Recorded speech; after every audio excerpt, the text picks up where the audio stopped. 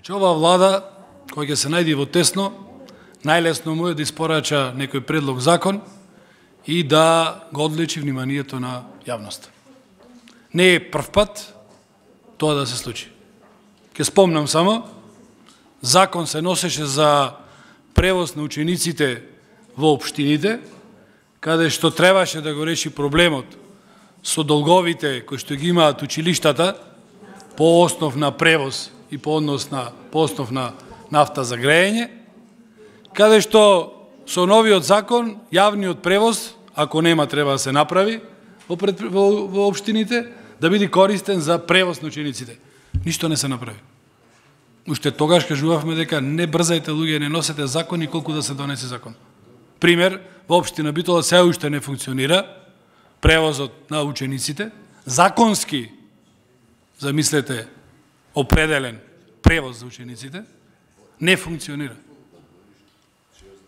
Решение донирање на стари автобуси, 80 години стари. Не ми јасно какви лепенки по новиот закон тие автобуси ќе добијат. Сигурно боја нема дима кој што ќе може да ги означи.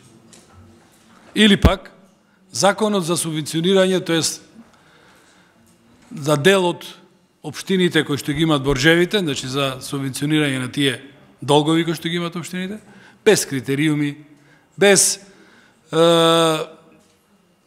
покривање на тие долгови по старост, туку врз основа на тоа како градоначалникот ќе си седни, ќе се договори со доверителите и како ќе се договорат во 4 очи и колкав процент ќе добие намалување тој долг за да влези во категоријата на подмирување на долгот.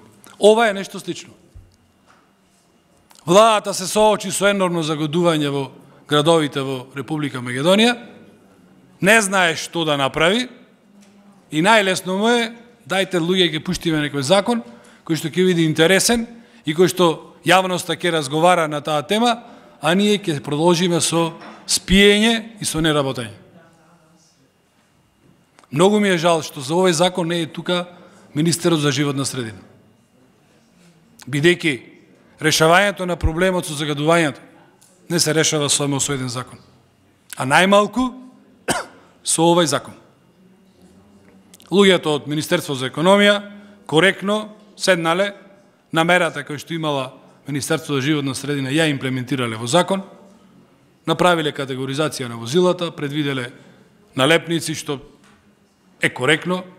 Друго прашање е дали ќе се плаќа за тие налепници и дека граѓаните треба од свој џеб тоа да го субвенционират, меѓутоа тоа не е на еден начин проблем или не е работа која што Министерството за економија треба да го реши. И владата го реши проблемот со загадувањето. Ајде да видиме некои бројки. Од 400, ќе ги заокружам бројките да не замарам до децимална точно. Од 400.000 регистрирани возила во Република Македонија. Постари од 10 години се 340.000 возила. 340.000 возила се постари од 10 години. По оваа категоризација, 340.000 возила ќе треба да добијат во најмала рака црвена налепница или некоја кој има среќа да влезе во втората категорија со жолта налепница. Просечна старост на возила во Македонија е 18,7 години. Автобуси од 3,3200 регистрирани, 2,500 се постари од 10 години, или просечна старост исто околу 18 години. Овие возила учествуваат во сообраќајот и во градовите, во централните градски подрачја. Што ќе му правиме на овие возила кои ќе има загадување? Нема да возат. Како ќе се движат луѓето? Како ќе одат на работа? Со што? Пешки? Со точак? Или со купените електрични автомобили, со помош на субвенциите кои што владата ќе ги даде? Веројатно на тој начин. Дали градовите имат капацитет јавниот превоз да ги прифатат сите овие луѓе кои што ќе сакаат, кои што ќе мораат да дојдат на работа?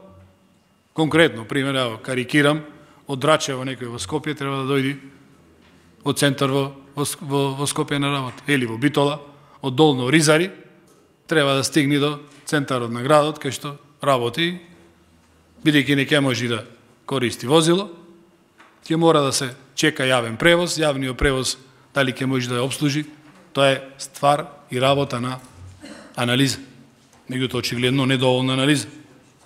Што ќе се случи со такси превозниците? Какви возила има? Тие кажаја на една прес, меѓутоа тоа си е работа искажена на медиум, не можеме на тоа да се базираме, дека 80% од такси возилата ќе влезат во категорија со црвена наредница. Значи, такси превозот, во моментот кога ќе има забрана за движење, не ќе може да функционира. Како ќе од луѓето, пак ќе кажем, на работа, како ќе се движат и ќе си обуват секојдневните обврски. Јавните предпријатија ги дискутирав. 99% од возилата во јавните предпријатија се постари од 10 години. 99%. Што ќе прават тие? Нема да функционираат. Ти не е логични, не е фер. Јас како граѓанин да не можам да ја возам колата до на работа, или уште поточно речено, колегата Панче од Велес има постаро возило, не ќе може да стигне на собраниска седница. Оти ќе види, или ќе може, во Драчево ќе си слези, ќе си ја паркира колата, и од Драчево ќе мора да почека јас да поминам со мојата колотија понова, ќе го качам, ево јавно кажувам, и ќе го донесам до собрание.